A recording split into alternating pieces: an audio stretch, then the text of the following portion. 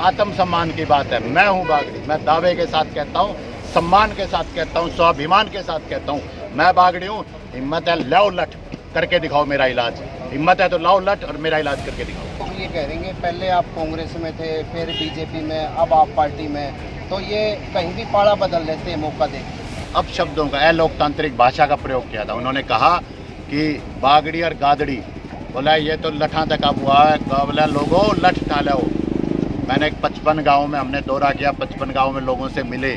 आदमपुर उपचुनाव को लेकर चुनावी सरगर्मियां तेज हो गई है। सभी पार्टी के प्रत्याशी सभी गाँव में घूम रहे। आज हमारे साथ है सत्येंद्र जी, जो आप पार्टी के प्रत्याशी हैं। ये लगभग 52 गाँवों में एक बार अपना दौरा कर चुके हैं, तो इनसे जानेंगे कि आज इन्होंने एक बताना चाहूँगा एक नए पोस्टर लगाया है। आप देख सकते हैं ये पोस्टर है मैं हूँ बागड़ी, तो ये इन्होंने सभी गाँव में लगाया है। तो इनसे आज बातचीत करेंगे कि ये पोस्टर किस लिए लगाया है, तो ये बताएंगे। सत्येंद्र जी ये बताएं कि जो आपने पोस्टर लगाया है ये किस लिए लगाया है।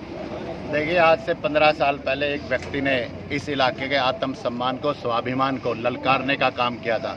उन्होंने कहा था, अब शब्दों का अलोकतांत्रिक भाषा का प्रयोग किया था। उन्होंने कहा कि बागड़ी और गादड़ी, बोला ये तो लठा तक अब हुआ है, बोला लोगों लठ टाले हो। मैंने 55 गाँव में हमने दौरा किया, 55 गाँव में लोगों से मिले।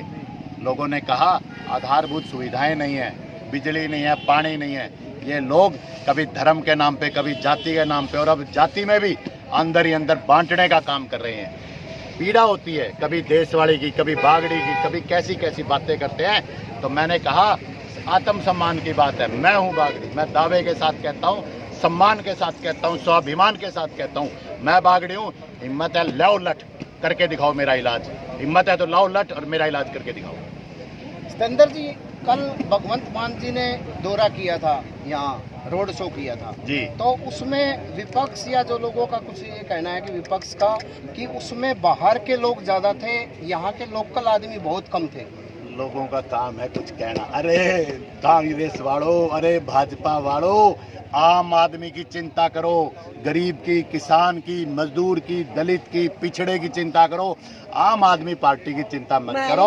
आम आदमी पार्टी की चिंता करेंगे ना, तो आम आदमी पार्टी की चिंता नहीं करने की आवश्यकता ही नहीं। आम आदमी पार्टी की चिंता करने की, आम आदमी की चिंता करें। बड़ा स्पष्ट संदेश है मेरा उन लोगों को। आपकी टक्कर में 2-3 प्रत्याशी उतरे हैं, नेल्लो भी है, कांग्रेस भी है, बीजेपी है, तो आप क्या मानते हैं, अपनी टक्कर किससे मानते हैं। देखिए, सरकार किस तरीके से, मैंने ये देखा आज अभी मैं गाँव से होके आया, बांडाईडी गांव में मैं था, वहाँ कुछ लोग ताश खेल रहे थे। उन्होंने मुझे रुकवाया, उन्होंने मुझे कहा सत्येंद्र जी तारो उरे पोस्टर लाग रहे हो, वो पाड़ ले गया सरकार, पुलिस आई पोस्टर तार लेगी। देखिए कितना अलोकतांत्रिक तरीके से सरकार काम कर रही है। सरकार है, बीजेपी पार्टी है, जननायक जनता पार्टी है, और कितनी ऐसी पार्टियाँ हैं। कुलदीप जी खुद 4 लोग मिलकर एक चुनाव लड़ रहे हैं। तो मुझे लगता है थोड़ा बहुत, वैसे तो मुकाबला दूसरे और तीसरे नंबर का जो मुकाबला है वो कांग्रेस और बीजेपी में है। जो उनका दूसरे पे आएगा उससे हमारा मुकाबला मान लेंगे। अच्छा, जो विपक्ष के लोग हैं, कांग्रेस को लोग ये कह रहे हैं पहले आप कांग्रेस में थे, फिर बीजेपी में, अब आप पार्टी में, तो ये कहीं भी पाड़ा बदल लेते हैं मौका दे। देखिए, इस सवाल का बेहतर जवाब कुलदीप जी दे सकते हैं। कुलदीप जी जिस तरीके से परिवारवाद की राजनीति करते हैं, कुलदीप जी जिस तरीके से केवल और केवल अपने बेटे को, अपनी धर्मपत्नी को आगे बढ़ाने का काम करते हैं राजनीति में, मैं उस चीज़ का घोर विरोधी हूँ। मैं परिवारवाद को राजनीति में नहीं मानता।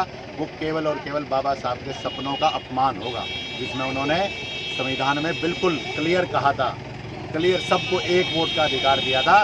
गरीब को, किसान को, दलित को, मजदूर को, सबको, कमेरे को, सबको बराबर मौका मिलना चाहिए, चाहे वो कोई भी क्षेत्र हो। राजनीति में ऐसा ही होना चाहिए। जब तक कुलदीप जी पार्टियां बदलकर हर पार्टी में परिवारवाद को बढ़ाते रहेंगे, मैं उनका इसी तरीके से विरोध करता रहूँगा। अच्छा सत्येंद्र जी, अंतिम सवाल, अब जो पार्टी का जो अंतिम समय आ गया, प्रचार अभियान को लेकर आपके कौन कौन बड़े नेता कब कब आ रहे हैं थोड़ा। हरियाणा के मुख्यमंत्री से पहले हमारे दिल्ली के मुख्यमंत्री आएंगे, ये पक्का वायदा है हमारा।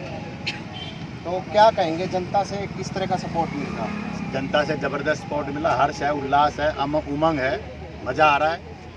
असली लोकतंत्र चल रहा है यहाँ पर। और ये जो लोगों ने अपशब्द बोले, जिन लोगों, उनको भी खरा जवाब देंगे। जवाब मिलेगा, 3 तारीख को मिलेगा। जो लठों की बात करते थे, जो गीदड़ों की बात करते थे, उनको जनता जवाब देगी। पूंछ दबाकर भागना होगा यहाँ से।